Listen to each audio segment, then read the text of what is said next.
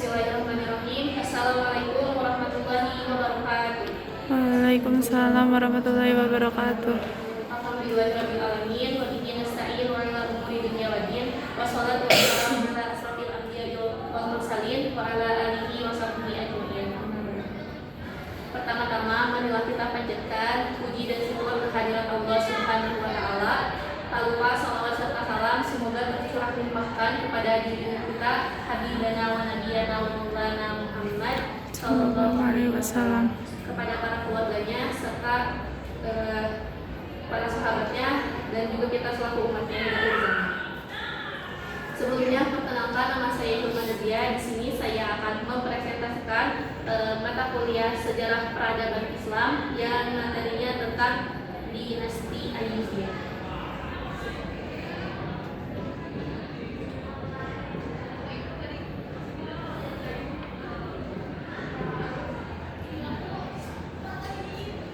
Di sini saya akan membaginya ke dalam 3 poin. Yang pertama yaitu asal-usul. Dinasti Ayyubiyah ini adalah sebuah dinasti Sunni yang berkuasa di wilayah Diyarbakir pada tahun 1429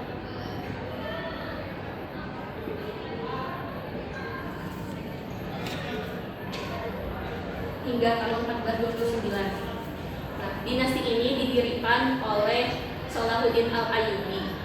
Beliau berasal dari suku Kurdi Hazbani.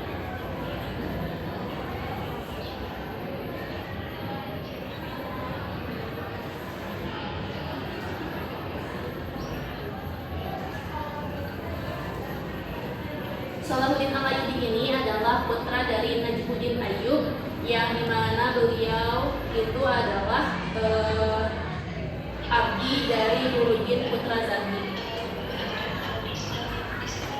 Keberhasilannya Salahuddin Al-Ayyubi dalam perang salib ini menjadikan beliau pemimpin, diakui pemimpin. Nah, sebelum Salahuddin menaklukkan Mesir, dulunya itu telah ditaklukkan oleh Syirkuh, yang dimana Syirkuh ini adalah pamannya pada tahun 1169 Masehi. Jadi Mesir itu pada tahun 1169 Masehi telah ditaklukkan oleh Syirkuh. Akan tetapi pada saat Syirkuh ini masih menerapkan aliran-aliran Syiah, yang dimana dulunya itu dinasti Fatimiyah. Tetapi setelah ditaklukkan kembali, setelah Syirkuh wafat, kemudian Salahuddin muncul, aliran-aliran Syiah itu digantikan oleh aliran Sunni. Nah, dimana langkah Salahuddin ini membuka peluang bagi madhab-madhab Sunni itu mulai berkembang di Mesir tersebut. Nah, pemerintahan Salahuddin ini dikenal sebagai pemimpin militer yang tangguh, yang adil dan bijaksana. Kemudian poin yang kedua, saya akan menjelaskan tentang langkah-langkahnya Salahuddin Al-Ayyubi. Karena Salahuddin Al-Ayyubi adalah sebuah tokoh yang sangat adil, yang benar-benar pemimpin besar. Beliau mempunyai langkah-langkah untuk membebaskan Yerusalem. Yang pertama,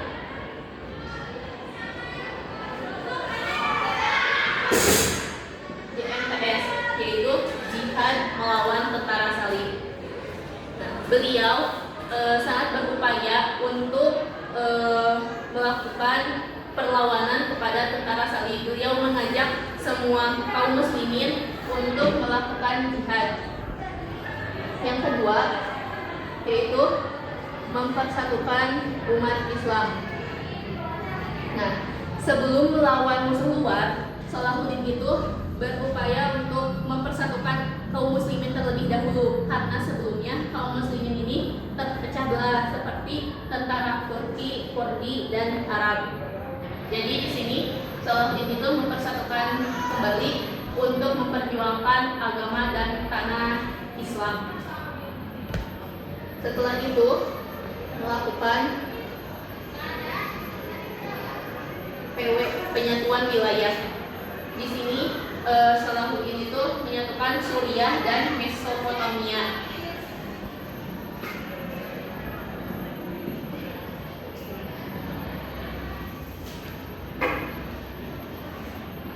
Seperti pada tahun 1174 merebut Damaskus.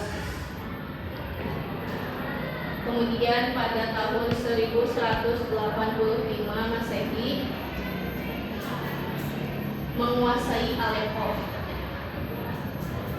Dan pada tahun 1186 Masehi menaklukkan Mosul. Nah, Salahuddin Ayyubi melakukan penyatuan wilayah ini yang dimana menjadi kekuatan besar. Setelah melakukan penyatuan wilayah, kemudian melakukan pembebasan Yerusalem pada tahun 1187 Masehi. Setelah menguatkan wilayah-wilayah ini, kekuasaan ini, barulah Salahuddin melakukan pembebasan Yerusalem yang dimana setelah 80 tahun lamanya itu dikuasai oleh bangsa Barat, kemudian Salahuddin merebutnya kembali. Nah, tetapi pihak Barat juga melakukan perang salib ketiga lagi. Nah, alhamdulillahnya itu mereka gagal melawan Salahuddin. Itu. Kemudian poin ketiga yaitu perjuangan setelah Salahuddin. Salahuddin menguasai menjadi pemimpin di dinasti Ayyubiyah ini selama 25 tahun. Beliau wafat di Damaskus. Setelah ini tuh pusat pemerintahannya itu pindah ke Damaskus. Nah, jadi memerintah selama 25 tahun, kemudian wafat pada tahun 1193 Masehi. Dan beliau juga dimakamkan di Damaskus. Sebelum wafat, Salahuddin ini membagi wilayah kekaisarannya ini kepada anggota keluarganya, yaitu yang pertama Al-Adl, yang kedua Al-Kamil. Al-Adl ini adalah saudara Salahuddin, dan Al-Kamil adalah anaknya Salahuddin. Jadi sebelum meninggal itu Salahuddin membagi terlebih dahulu kekuasaannya kepada ini, karena memang pada waktu itu sistemnya itu kepada ininya, anak dan saudaranya. Di sini pemerintahan dinasti Ayyubiyah ini mempertahankan kebijakan diplomasi dan perdamaian bangsa-bangsa Eropa. Nah, setelah dikuasai oleh dua ini, mempunyai kebijakan dan arah baru, yaitu tidak lagi fokus kepada melawan tentara-tentara salib, akan tetapi mereka ini mempertahankan keamanan Mesir, kemudian perjanjian damai seperti itu, sampai pada tahun 1229 Masehi ini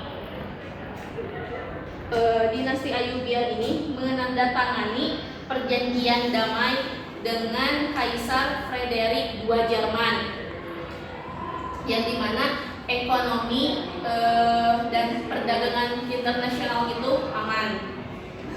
Mungkin hanya ini yang bisa saya sampaikan. Mohon maaf apabila banyak kekurangan dan kesalahan. Terima kasih. Wassalamualaikum warahmatullahi wabarakatuh.